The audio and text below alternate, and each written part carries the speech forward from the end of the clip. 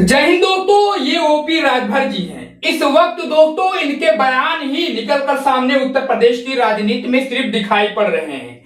OP Rajbhar ji अपने बयानों को लेकर दोस्तों हमेशा चर्चा का विषय बने रहते हैं, खासकर उत्तर प्रदेश की राजनीति में। दोस्तों इस वक्त देखा यही जा रहा है कि सीएम योगी आदित्यनाथ से ज्यादा ओपी राजभर जी अखिलेश यादव पर हमलावर नजर आते हैं। जी हां दोस्तों, लेकिन हम आपको बता दें, इस वीडियो में बड़ी खबर आपको बताने वाले हैं कि ओपी राजभर जी के पर बीजेपी ने, एनडीए ने कतरना शुरू कर दिया है। लेकिन देखा यह जा रहा है इस वक्त उत्तर प्रदेश की राजनीति में कि सीएम योगी आदित्यनाथ से ज्यादा, इनसे ज्यादा हमलावर अखिलेश यादव पर ओपी राजभर जी नजर आते हैं। इस वक्त उत्तर प्रदेश की मैं बात कर रहा हूं, और खासकर दोस्तों ऐसे बयान दिए जा रहे हैं जो बिल्कुल भी देना नहीं चाहिए। और इस वीडियो में आपको यह भी बता दूं कि ओपी राजभर जी ने दोस्तों इस बार 2027 के विधानसभा चुनाव में उत्तर प्रदेश में 32 सीटों की मांग की है।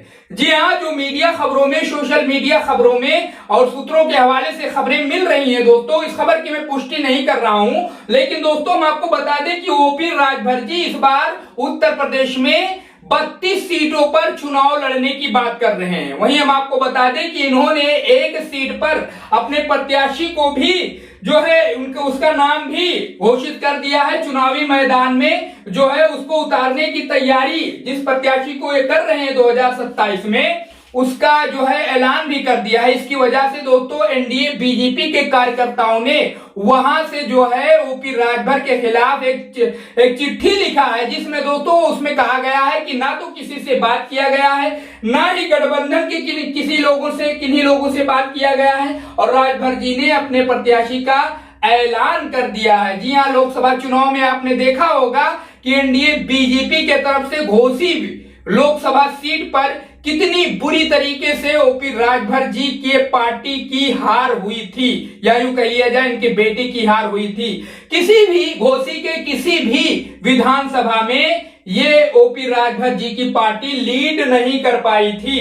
जी हाँ दोस्तों, इस बात को आप ध्यान में रखिए। ओपी राजभर जी से ज्यादा इस वक्त जो है चर्चा का विषय उत्तर प्रदेश की राजनीति में कोई है ही नहीं, ना ही कोई दिखाई पड़ रहा है। लेकिन दोस्तों इस वक्त जो खबर निकलकर सामने आ रही है, प्रभारी मंत्री बनाए गए थे ओपी राजभर जी। जी हाँ, प्रभारी मंत्री बनाए गए थे, और फिलहाल तो ये बीजेपी के तरफ से मंत्री हैं, मलाई काट रहे हैं ये और इनके बेटे मिलकर, जो हम आपको दिखाने की कोशिश कर रहे हैं, ये अरविंद राजभर जी हैं और इन मलाई चल रहा है। लेकिन इस वक्त ये बीजेपी के निशाने पर हैं। जी हाँ, हम आपको बता रहे हैं ओपी राजभर जी इस वक्त एनडीए बीजेपी के निशाने पर हैं।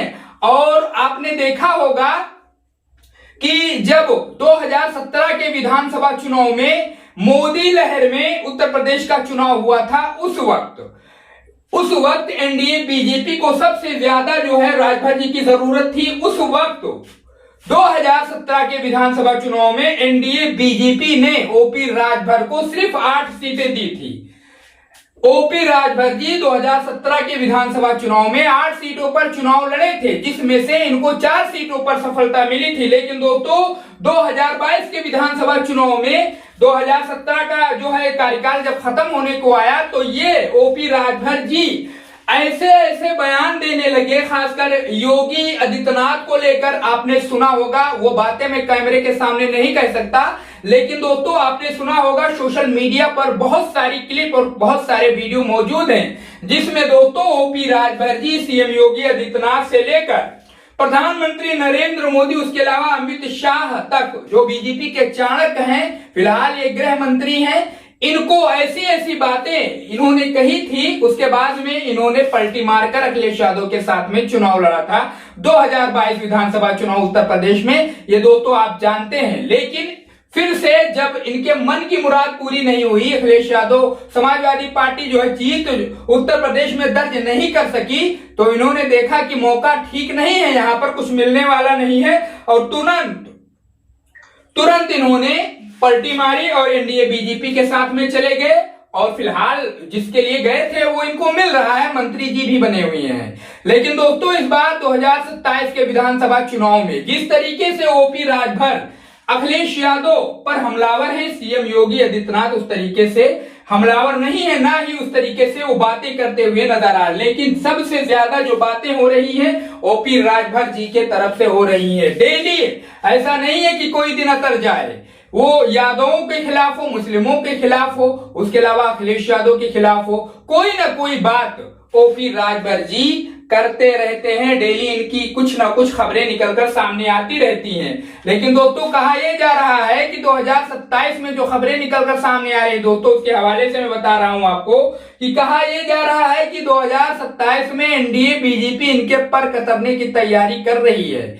जी हाँ, उसके अलावा जो इन्होंने प्रत्याशी सुल्तानपुर में एक विधानसभा सीट पर इन्होंने तय किया है, उसको लेकर बीजेपी के कार्यकर्ताओं में काफी रोष देखा जा रहा है। उनके खिलाफ जो है इनसे मंत्री प्रभारी का जो है पद छीन लिया गया है, उनको दूसरे जगह का मंत्री प्रभारी बनाया गया है। जी हाँ दोस्तों, बड़ी खबर ये निकलकर सामने आ रही है। ओपी राजभर जी जिस तरीके से उत्तर प्रदेश में इनकी राजनीति है, जहां पर इन्होंने प्रत्याशी घोषित किया है दोस्तों, वहां पर इनके कोर वोटर भी नहीं है, राजभर समाज के कोई वोटर भी नहीं है। वो सीट जो है मुस्लिम बाहुल है। समाजवादी पार्टी का यूं कह लिया जाए कि वो गढ़ है, लगातार वहां से समाजवादी पार्टी चुनाव जीत रही है।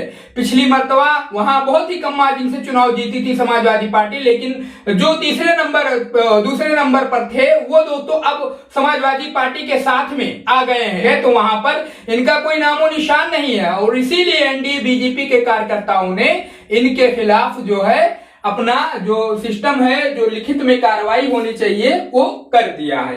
राजभर जी के बारे में आपकी क्या राय है दोस्तों? राजभर जी 2027 के विधानसभा चुनाव में कितनी सीटें जीत सकते हैं उत्तर प्रदेश से, और एनडीए बीजेपी इनको कितनी सीटें देने वाली है? जो ये दावा कर रहे हैं फिलहाल 32 सीटों पर चुनाव लड़ने का उत्तर प्रदेश में 2027 में, दोस्तों ये अपने दावे में कितने सच साबित होंगे और लगभग कितनी सीटें इनको एनडीए बीजेपी दे देगी 2027 में? इस पर अपनी राय जरूर बताइए। चैनल को सब्सक्राइब करके इस वीडियो को ज्यादा से ज्यादा शेयर करिए।